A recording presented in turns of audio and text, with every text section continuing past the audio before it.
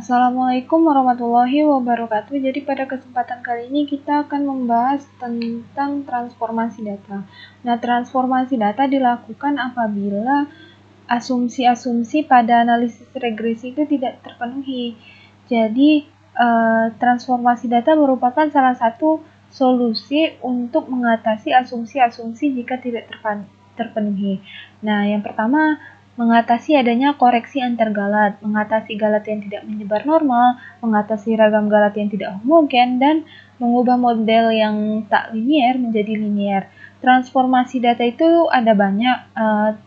Ini di sini ada 10 transformasi yang akan kita coba. Nah, untuk menentukan transformasi data yang mana yang cocok untuk uji kita ini itu tidak bisa dipastikan, jadi kita harus mencoba satu persatu sampai asumsinya terpenuhi. Nah, langsung ke contoh kasusnya. Di sini terdapat variabel X dan variabel Y dengan sampel 25. Nah, pindahkan dulu datanya ke dalam Minitab. Kemudian yang pertama kita lakukan adalah dengan menguji regresi data tersebut. Pertama, quick start regression, lalu regression. Nah, di sini pada respon masukkan variabel Y dan prediktor variabel X. Nah, pada graph kita buat yang normal plot dan residual versus speed. Klik OK. Lalu pada option kita masukkan Durbin Watson statistik. Ini untuk menentukan autokorelasinya. Nah, untuk pada storage kita menggunakan residual. Klik OK, lalu klik OK. Nah, akan muncul tampilan seperti ini. Nah, untuk grafik yang pertama yaitu normal probability plot ini untuk melihat apakah ini menyebar normal atau tidak. Nah, terlihat bahwa ada kejanggalan di sini. Ada titik yang berada jauh di luar garis ini, sehingga ini dapat dikatakan sebagai data yang tidak menyebar normal dan bisa kita pastikan lagi dengan menggunakan uji normalitasnya untuk melihat nilai p-value-nya. Tapi sebentar lagi kita akan melakukan ujinya. Nah, pertama kita lihat dulu lagi pada grafik yang ini, grafik residual versus speed-nya. Di sini kita bisa melihat kehomogenan galatnya. Nah, terlihat bahwa ragam galatnya ini membentuk pola-pola, sehingga ragam galat homogen itu tidak memenuhi asumsi. Setelah itu, untuk uji autokorelasinya, bisa kita lihat pada nilai Durbin-Watson testnya. Di sini nilai DW-nya itu 1,641. Kemudian caranya untuk menentukan apakah dia memiliki autokorelasi atau tidak, itu bisa kita gunakan tabel DW dengan cara pertama, nilai D itu berasal dari nilai yang keluar hasil Minitab tadi. Kemudian pada soal jumlah data kita ada 25. K itu adalah jumlah variabel X yang kita gunakan. Pada soal ada satu variabel X. Kemudian nilai DU dan DL itu dilihat pada tabelnya. Pada tabel DW, di mana N dan K itu kita lihat pada tabel DW-nya. Nah, di sini kan N-nya 25 dan K-nya 1. Jadi pada tabel DW kita lihat K1 dan N25, yaitu terdapat nilai DL dan DU-nya. Kemudian setelah DU dan DL-nya ditemukan, maka cocokkan, bandingkan nilai D, DU, dan DL. Mana dari 5 persamaan ini yang paling tepat? Nah, setelah kita tentukan, kita ketahui bahwa tidak ada korelasi, tidak ada autokorelasi positif ataupun negatif, sehingga asumsinya terpenuhi. Jadi pada soal kita harus melakukan uji normalitas lagi, karena tadi kita ada kejanggalan pada grafik normalitasnya. Klik Start Basic Statistik, kemudian Normality Test. Nah, di sini masukkan resi pada variabel resi 1. Kemudian pada uji normalitas biasanya menggunakan Shapiro-Wilk. Klik OK. Nah, di sini akan muncul nilai p-value-nya. P-value-nya itu lebih kecil dari 0,01. jika kita menggunakan alfa 0,05, maka p-value lebih kecil dari 0,05.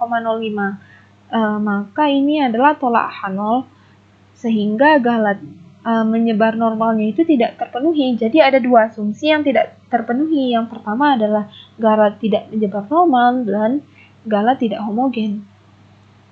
Sehingga perlu dilakukan transformasi data. Caranya pertama X pertama ketikkan dulu untuk tabel tempat kita meletakkan transformasi X dan transformasi Y-nya. Kemudian klik kalkulator.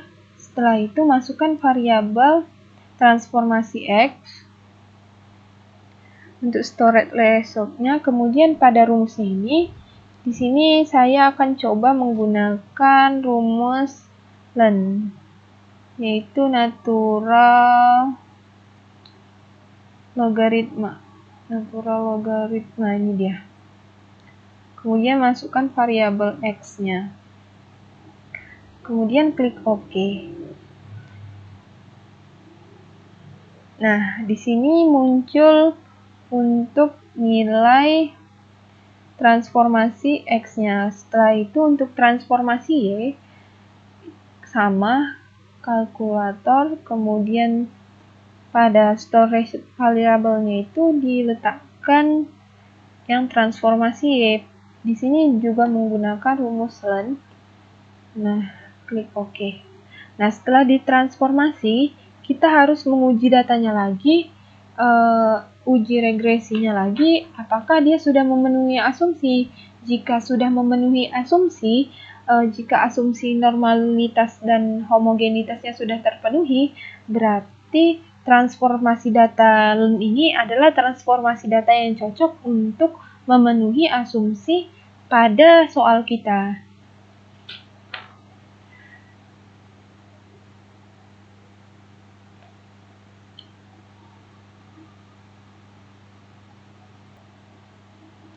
Untuk laporannya, itu bisa kita gunakan seperti ini. Ada cover, kemudian soal.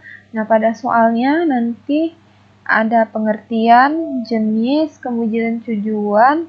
Setelah itu kita melakukan uji regresinya. Setelah melakukan uji regresinya, asumsi mana yang tidak terpenuhi, kita lakukan transformasi data yang cocok. Setelah itu, periksa kembali apakah asumsinya sudah memenuhi setelah dilakukan transformasi data. Nah, kemudian untuk interpretasinya bisa seperti ini untuk uji normalitasnya. Setelah itu untuk uji asumsi autokorelasinya. Kemudian untuk uji asumsi ragam galat homogenitasnya. Setelah itu lakukan transformasi datanya. Nah, setelah dilakukan transformasi data, uji lagi asumsi yang tidak memenuhi tadi. Nah, setelah asumsinya diuji, kemudian apakah transformasinya benar atau tidak. Jika belum memenuhi asumsi, maka harus dicoba sebanyak 10 cara transformasi ini. Jadi sebelum menyimpulkan bahwa itu tidak dapat ditransformasi dan data ini tidak dapat dilakukan uji lebih lanjut, kalian harus memastikan apakah dengan menggunakan akar transformasinya berhasil, atau menggunakan logaritma, atau kuadrat, atau arcin. Itu terserah. Nanti pokoknya dicoba yang mana yang paling tepat untuk transformasi ini. Oke, saya pikir itu saja. Mohon maaf atas kesalahan. Assalamualaikum warahmatullahi wabarakatuh.